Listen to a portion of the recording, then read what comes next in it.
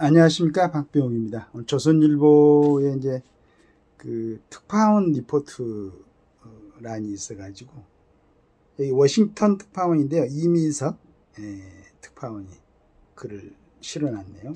보니까 저는 이제 애초부터 트럼프가 예전에 4년 그 대통령 할 때부터 굉장히 그 뭐라 할까 좀 어떤 지도자로서는 여러 가지가 좀 결함이 있다. 첫째는 그 언어에 신중하지 못하는 점.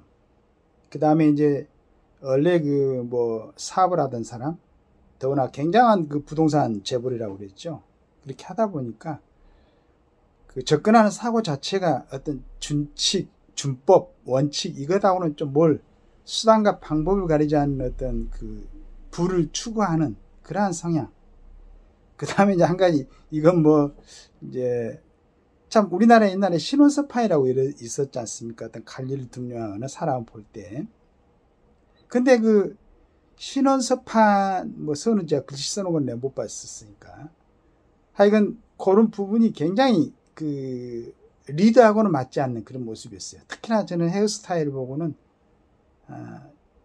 그, 자유스러운, 그것도 지나친, 그러니까 어떤 그 많은 사람들을 대표하는, 더구나 미국을 대표하는 그런 인물로는 참 부적합하다. 그리고 4년을 하면서 굉장히 푸틴과의 어떤 긴밀한 관계를 자랑을 했었고, 그 다음에 김정은과도 이렇게 몇 번 만났었죠. 그리고 이제 이번에도 본인이 김정은하고 이렇게 만나고 했을 때 북한의 그 위협이 덜했다. 뭐 이런 얘기하고, 자기는 그 핵을 많이 갖고 있는 지도자하고 친해야 된다. 막 이런 진짜 말도 안 되는 그 말들을 하는 것 보고, 이 사람이 절대 되면 안 되는데.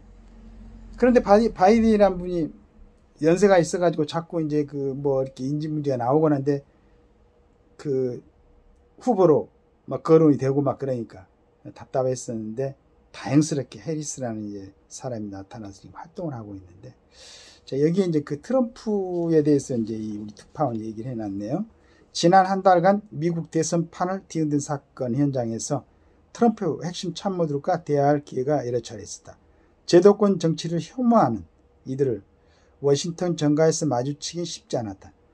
트럼프의 의중을 가장 잘 파악한다고 평가받지만 미 주류 매체들과도 인터뷰를 하지 않아 베일에 가려진 인물들이다.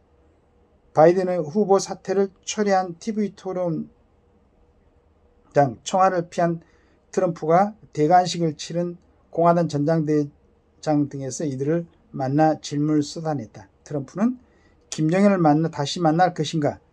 여전히 주한미군을 철수하고 싶어하나 한국의 핵무장을 용인할 의향이 있는가?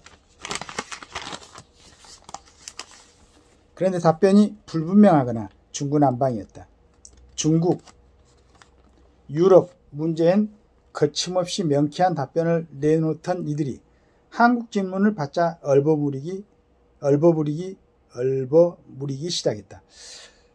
트럼프 2기 애교 안보 사령탑으로 유력 거론되는 한 인사는 기자 인터뷰를 약속하다가 예상 질문지를 받은 직후 무기한 연기하자고 했다.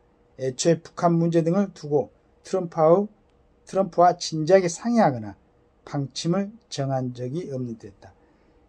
이들이 입을 맞춘 듯 반복한 단 한 가지 주제가 있었다. 트럼프와 김정은 간 친분이었다. 트럼프의 애교 능력 덕분에 한반도는 지금보다 훨씬 안전했다는 식이었다. 북한 문제에 대한 이들의 인식은 여기까지다. 트럼프 진영 내부에 합의된 한반도 정책이란 건 역시 없다는 게 최근 내린 결론이다. 트럼프 2기 파고에 대비하는 우리로서는 난감한 상황이다. 결국 이에도 어디로 튈지 모르는 트럼프의 충동적 결정이 한국을 정면 타결할 가능성이 크기 때문이다. 선거를 코앞에 두고 트럼프 집권을 자처하는 인사들이 한국을 안심시키는 발언을 내놓고 있다. 트럼프가 재집권을 하더라도 양국 관계에 근갈 일은 없을 거라는 게 요지다. 정말 그럴까? 언론에 보도되는 이른바 참모들 중 트럼프와 대화 한번 못 해본 사람도 많은 걸로 안다. 트럼프 2기가 현실화할 경우 그가 휘두르는 아메리칸 퍼스트의 칼날이 먼저 유럽에서 한국으로 향할지 모른다. 순간의 판단과 기분에 따라 한국, 북한의 어떤 거래를 들이밀지 트럼프 자신도 모를 수도 있다. 아무것도 정해진 게 없다는 불확실성을 상수에 두고 한국 정부는 대비해야 한다. 비교적 확실해 보이는 건 있다. 공화당 전당대회 기간 트럼프 최측근 리처드 그레넬 전 주독대사가 주요 동맹국인 프랑스 기자와 설전을 벌이는 모습은 상식적이다. 동맹 간 연대의 중요성을 언급하는 기자 말이 중간에 자르면서 나에게 설교할 생각 말라고 했다. 그는 전 세계 어떤 클럽에서 회비 안 내고 시설을 이용할 수 있느냐며 약속된 비용을 지불하면 그만이라고 했다. 말 많던 프랑스 기자가 반박하지 못하고 눈을 껌뻑거렸다.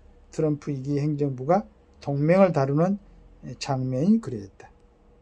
이렇게 그냥 그 모든 것을 거래, 돈, 뭐 이런 걸로 생각하는 트럼프의 정신이 그대로 배어있는 이 참모들의 모습입니다.